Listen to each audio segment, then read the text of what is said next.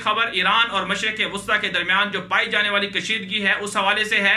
Iran ने खलीज फारिस के अंदर 1 माह के अंदर तीसरा बहरी जहाज कब्जे में ले लिया है।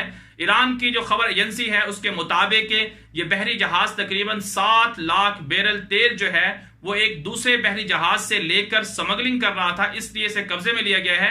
अभी तक जो इत्तलात सामने आई हैं उसके मुताबिक इस जहाज के जो मालिक मुल्क है उसकी निशानदही सामने नहीं आई, लेकिन बहरहाल ईरान ने इससे पहले बरतानिया का जहाज भी कब्जे में लिया था और बरतानिया और ईरान के दरमियान कशीदगी भी चल रही है और अमेरिका ने B-52 जो बमबार तैयारे हैं वो भी खलीज फारिस के करीब तैनात कर दिए हैं और कशीदगी में मुसलसल इजाफा देखने में आया है। जवाद जरीफ जो ईरानी वजीर खारजा हैं उन पर भी पाबंदी लगाई जा चुकी है। सवाल ये पैदा होता है कि क्या ईरान के खिलाफ कोई जंग भड़काने की कोशिश की जा रही है? क्या मशरिक़ वस्ता के ममालिक को दोबारा से ईरान के खिलाफ एक नई जंग के अंदर शामिल करने की कोशिश की जा रही है? तो और फिर सवाल यह भी पैदा होता है कि क्या वाकई जंग हो सकती है?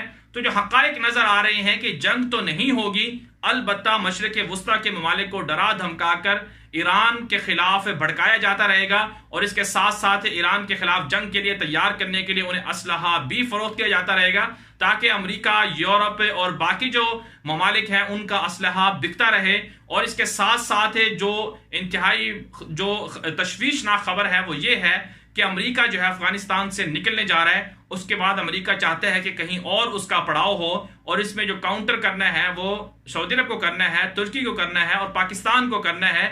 इसलिए पाकिस्तान को और बाकी दुनिया को मशरिक़ वस्ता की ये जो सूरत हाल है इस हवाले से बेदार रहना चाहिए, जो गफलत है उसको ख़त्म कर देना चाहिए और पाकिस्तान को कोशिश करनी चाहिए कि अमेरिका को ना सिर्फ अफगानिस्तान से निकाले बल्कि अमेरिका को मशरिक़ वस्ता से निकालने के लिए भी पाकिस्तान अपना किरदार अदा करे।